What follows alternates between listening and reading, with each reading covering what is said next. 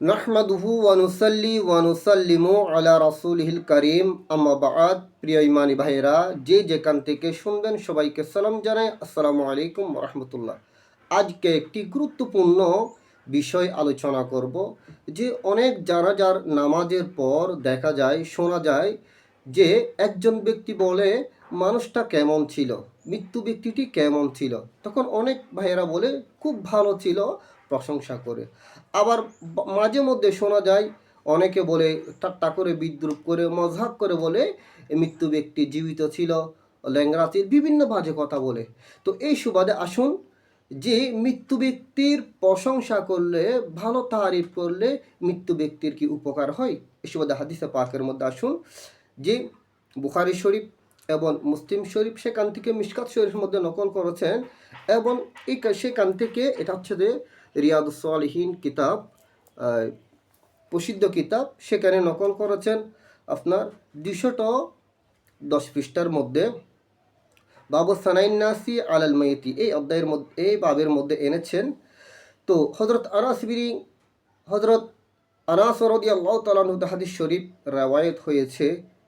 তো রাসূল করিম সাল্লাল্লাহু আলাইহি ওয়াসাল্লাম একটা জানাজার ব্যাপারে, লাশের ব্যাপারে বলেছেন যে একটা জানাজা চলে যাচ্ছেন, জানাজা যখন যাচ্ছেন ফাসনাউ আলাইহা খৈরান, তখন মানুষরা ওই জানাজার অর্থাৎ লাশের খুব প্রশংসা করতে লাগলেন। মানুষটা খুব ভালো ছিল, সুন্দর ছিল, আচরণ সুন্দর ছিল, এবার প্রশংসা করতে লাগলেন। তখন রাসূল আকরাম সাল্লাল্লাহু আলাইহি ওয়াসাল্লাম বলেছেন যে ফাকালান নবিয়্যু সাল্লাল্লাহু আলাইহি ওয়াসাল্লাম ওয়াজাবাত, তখন পিয়ার হাবিব সাল্লাল্লাহু আলাইহি ওয়াসাল্লাম ওয়াজাবাত শব্দ বলেছেন।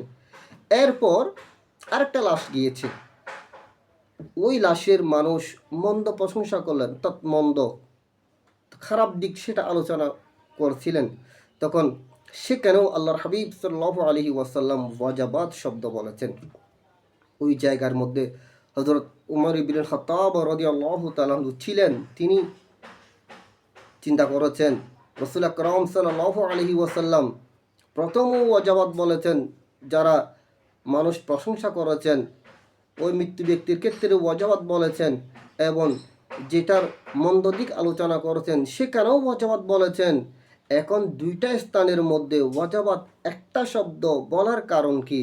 তখন উমর বিন খাত্তাব রাদিয়াল্লাহু তাআলা আদব সহকারে, তাওযীম সহকারে আল্লাহর হাবিব সাল্লাল্লাহু আলাইহি ওয়াসাল্লামকে জিজ্ঞেস করেছেন, মা ওয়াজাবাত ইয়া রাসূলুল্লাহ সাল্লাল্লাহু আলাইহি ওয়াসাল্লাম, ওয়াজাবাত বলার কারণ কি?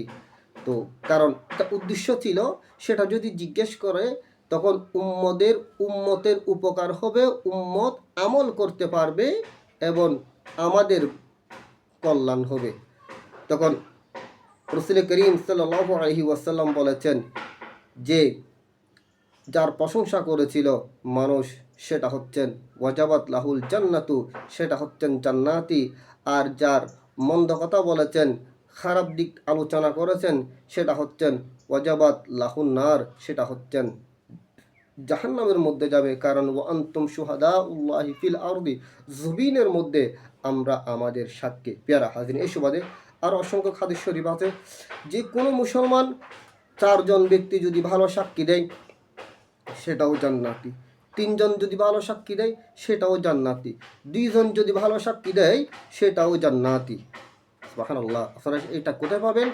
রিয়াদুস সালিহিন কিতাবের মধ্যে, এই পৃষ্ঠার মধ্যে আপনারা পাবেন। এবং এই হাদিস শরীফ আপনার এই বুখারী শরীফ থেকে, মুসলিম শরীফ থেকে এখানে নকল করেছেন। প্যারা হাজির, আমি এটা বলতে চাচ্ছি যে তাহলে সেটা খুব ভালো আমল। এই কারণে আমরা যারা সুন্নি, যারা ইমানদার, মানুষ যখন মারা যায় তখন জানাজার নামাজের পরে বলে মানুষটা কেমন ছিল, তখন একই আওয়াজে বলে মানুষটা খুব ভালো ছিল। সেখানে যদি ইমানদার যদি থাকে, 40 জন ইমানদার, 40 জন মুসলমান যেখানে থাকবে সেখানে ইমানদার থাকবে, মুমিন থাকবে।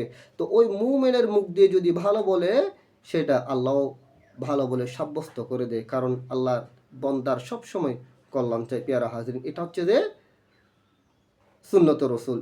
আল্লাহ রাব্বুল আলামিন এই আমল সবাইকে করার তৌফিক দান করুক। সুতরাং যারা বাজে কথা বলে তাদেরকে আল্লাহ রাব্বুল আলামিন হেদায়েত দান করুক, এবং সঠিকভাবে কোরআন শরীফ, হাদিস শরীফ রিসার্চ করার, গবেষণা করার, দেখার তৌফিক দান করুক। ওয়া আখিরু দাওয়ানা আলহামদুলিল্লাহি রাব্বিল আলামিন। আসসালামু আলাইকুম ওয়া রাহমাতুল্লাহ।